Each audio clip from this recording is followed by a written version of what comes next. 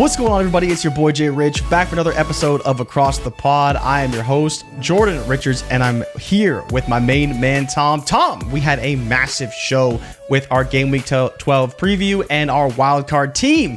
What do you have to say to all of our new viewers who are checking you out for the first time? It is a scary thought that 1,800 people had the time to listen to this absolute rubbish. But, you know, it was exciting, and I'm excited to be back with you, Jay Rich. It's the Christmas spirit.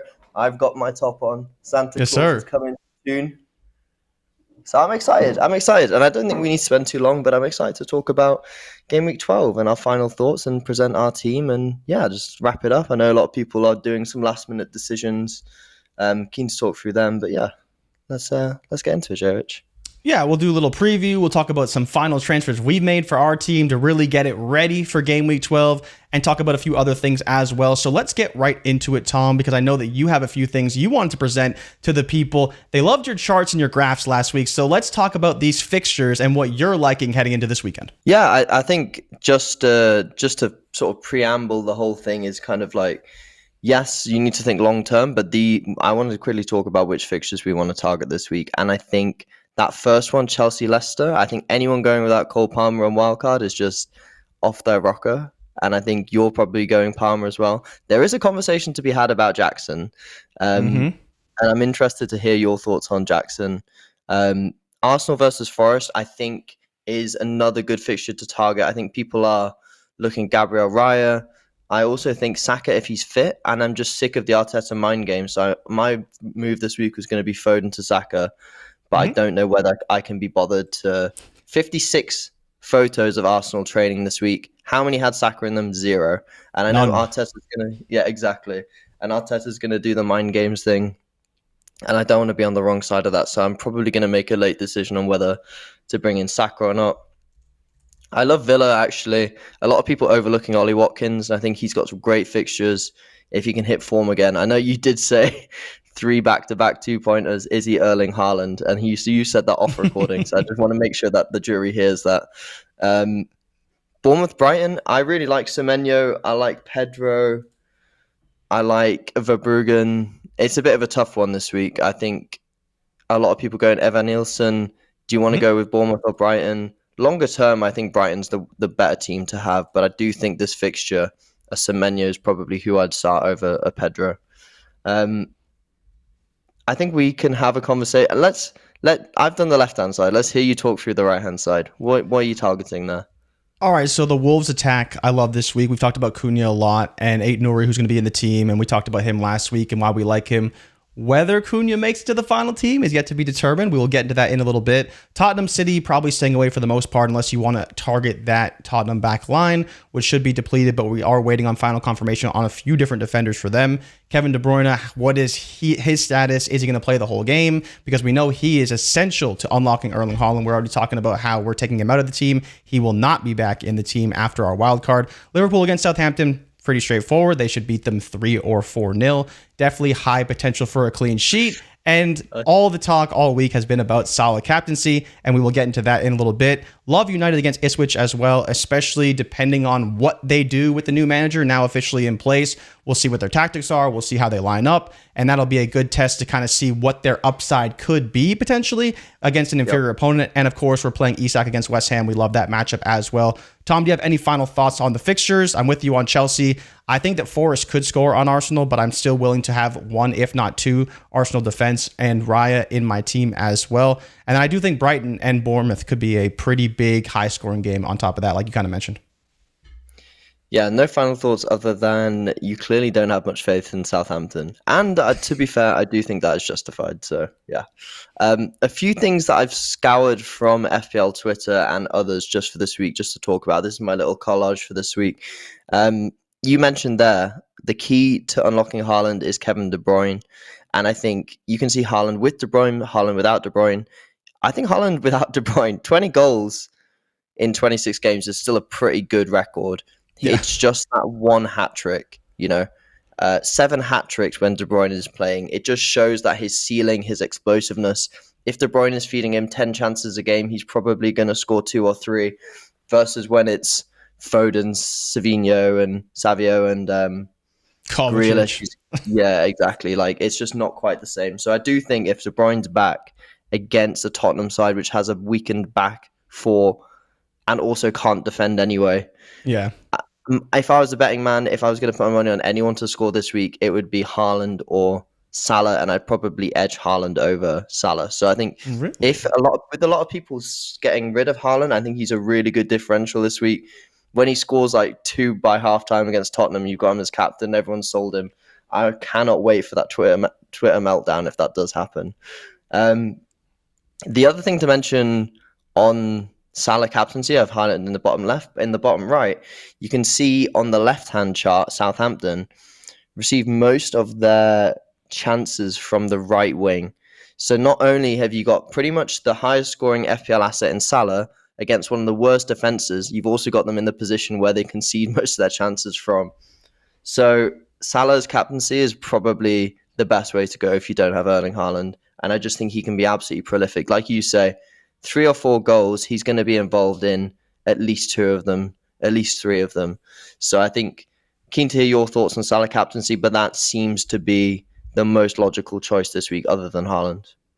Yeah, I mean, you could easily go with Erling Haaland. Salah's probably going to be the most popular. And while we are looking at ways to differentiate our team slightly, I still think that's just the route you want to go. We've been targeting them pretty much all season long. They're just so bad defensively, especially as you mentioned on their left side. That's where a lot of their giveaways come from as well. So they're going to apply a lot of pressure up top. And I think that Salah's going to be a massive part of what they're going to do offensively, like he always is, but especially in this matchup where it even more so favors a team like Liverpool and Mo Salah. You have Wisa and Mbuemo here. Could we maybe see both of them in the team? He's obviously been great since coming back. Mbuemo's been taking a back seat. They do have 2 more good fixtures, and then you probably want to look to move on from at least one of those assets if you have both. Saka's interesting because you already talked about before the show maybe getting him out of the team, and I still think you want to stick with him just because of how good the fixture run is for Arsenal. Yeah. We don't know his health, unfortunately, but hopefully he will be available. We know they got to win a lot of games because they're already behind in the table. And so I do kind of trust Saka overall, but if you did want to get him out of the team, I do not disagree with you at all. The only hard part for me is Haaland. As much as I like the player, he's just not doing enough offensively. And while De Bruyne is a big factor, I just think that Gundogan's been a massive black hole in what they do offensively. And I don't know if De Bruyne can make up for all of that, but he definitely can make up for a lot of it. And so we did transfer him out, but I do think if you wanted to keep him or felt forced to keep him to be a little bit more differential, I don't hate that as well either. No, I love that. And pretty good analysis as well from you. The only thing I was sad at was talking about Southampton. You didn't say turnovers. That's such a North American phrase. I thought you were going to bring some of your NFL, insight into this. But no, that's all good. And I think all that's left for us to talk about really is our own team, right? Let's get into the team, Tom, because we did make a couple of changes. We had Konate in the team. We still have Cunha, Isak. We did pivot down from Welbeck down to Joao Pedro. So that freed up some money for us. We have Colwell from Chelsea as defense as well. We found Burgess here, and you were very surprised to see him playing 90 minutes every game. He's not going to score us more than 2 points, but even with this fixture run at 3.9, it freed up some money for us to finally get the main man, Mo Salah, in the team. Tom, how are you feeling about this team right now? Let me run it off for anyone who may be listening at home. We transferred out Flecken and we brought in David Raya. We brought in Cahill to free up some money as well. Digne, Colwell, Burgess, Hall, and Ait-Nouri in defense. Saka, Semenyo, Palmer, Salah, Bruno Fernandes in the midfield. Joao Pedro, Alexander Isak, and Cunha up front. Tom, where are you at with this team? How do you feel about it? And tell the people why it's the best wildcard team in FPL history. I think that we have gone for a more balanced team. Yes, it is very template, and I think it looks like a lot of teams on Twitter, but there are a few players in and amongst there which I think a lot of people aren't going for. And I think the real value you see in this team, if you go up to pick team at the top, you can see that our starting 11 all looks really strong. And then we still have 3 playing players on the bench. So Pedro can come in for the next fixture at home to Southampton. I think that's fantastic. I think Colwell, for that run of Chelsea fixtures, also looks good to rotate. But I think the Digne, Ait-Nouri, Hall defense is all upside in terms of good fixtures, so clean sheet potential, but also assist and attacking threat, which from all of them. Raya went down in price, which is a good thing for us because we want to pick him up. And that midfield, there's just nothing you need to say about that. There's no one better for those four of Salah, Fernandes, Saka, Palmer. It's just the answer to all the questions of anyone's midfield that you're looking for. So with Isak up front, who I think is the best attacker for the next run, we've partnered him with Cunha and Pedro, and we can kind of switch in between them. And if Semenyo has a bad run, I think Pedro, Cunha, and Semenyo for 2 spots is pretty solid rotation with Colwell cover for defence. So I think overall, really, really happy with where we got to. Yeah, I think we can mix and match even the defense if we did want to, if a bad fixture comes about. And as you mentioned, we're kind of going to be picking between Pedro and Semenyo most weeks. Maybe we go with Pedro and Cunha, Isak up front, or maybe we decide to go with Semenyo still, Pedro, Isak up front, right? So it does give us that flexibility overall. Now, Cunha, we do love the fixtures overall. You can see it. I mean, 6 great ones in a row. So he's probably going to play every week. But if for some reason the right opportunity arose, we could definitely pivot. And this is where you look at our initial team and compare it to where we're at now. We were building a team that was once again very top heavy, but now I much prefer the depth we have because you just never know. Saka maybe isn't going to play this week. At least we have a player that can step in like a Joao Pedro who's probably going to play at least 60 minutes. At least that's what you're projecting right now. And actually score some points instead of having absolute zeros on the team overall. But is there any other moves that you want to consider? I did want to bring up Chelsea because we talked about Nicholas Jackson. He is a player that I may try and get in my personal team to pair with Palmer and maybe even get Neto as well because Neto's only 6'2" right now. And I do really like that price point. Garnacho's a player who's been heavily transferred in this week.